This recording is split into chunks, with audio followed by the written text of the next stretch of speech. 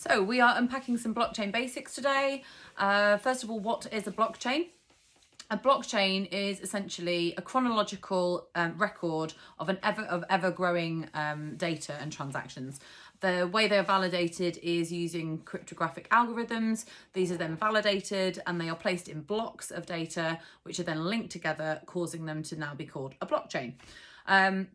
There's a slight difference in the way that these networks work. So our layer one solutions, the ones you've heard of, are Bitcoin and Ethereum, most likely. They are the more popular ones, they are the more secure ones, but they are the slower ones. So Bitcoin processes around 7 transactions a second, Ethereum about 15, but these are increasingly expensive to transact on due to the high volume of transactions and applications that are built on them.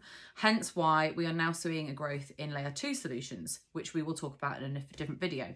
The way that a proof of work network works, that's a bit of a mouthful, is essentially a cryptographic algorithm being sent out to the miners, which are huge, now absolutely massive data centers with special computers, special chips that try to solve these puzzles. Let's call them Sudoku puzzles.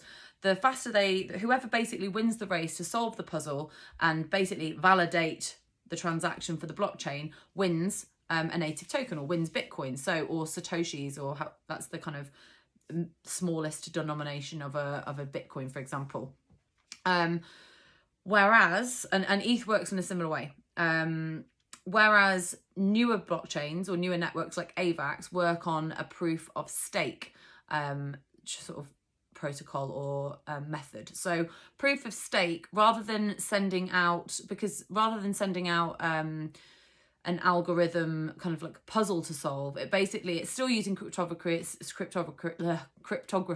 and it's still using algorithms, but people like me, people like you would stake your cryptocurrencies on websites like Celsius, or there are plenty of other websites that you can do that, but you can lock your coins up for a long period of time. So I know that sort of crypto.com do it, for example. You can lock up your Bitcoin or Ethereum and earn 10%, and you get that back in.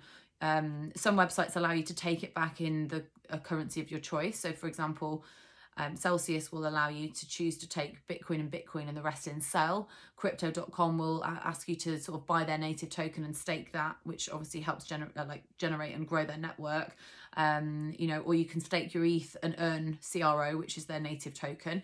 So basically the websites essentially own, unless you want to set up your own node, and that's a whole other conversation. The websites have your cryptocurrencies, and the websites have the cryptocurrencies, and the networks basically are sending out the transaction saying validate this, and the staked currency and websites and owners basically are sending you signals back telling you that is valid, which will then validate the transaction for the blockchain.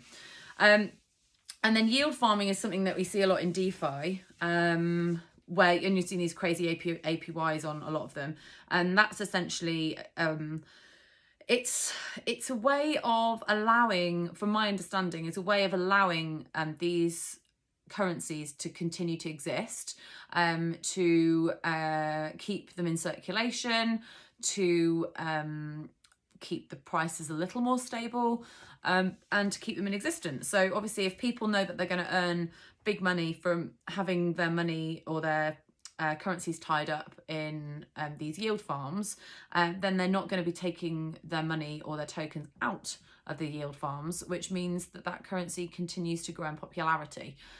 So that's probably the easiest way to explain it. If you've got any questions about any of those things, or you feel I didn't explain it very well because I probably was just spewing words there at one point, then hit me up, let me know, and please let me know if you've got any other questions.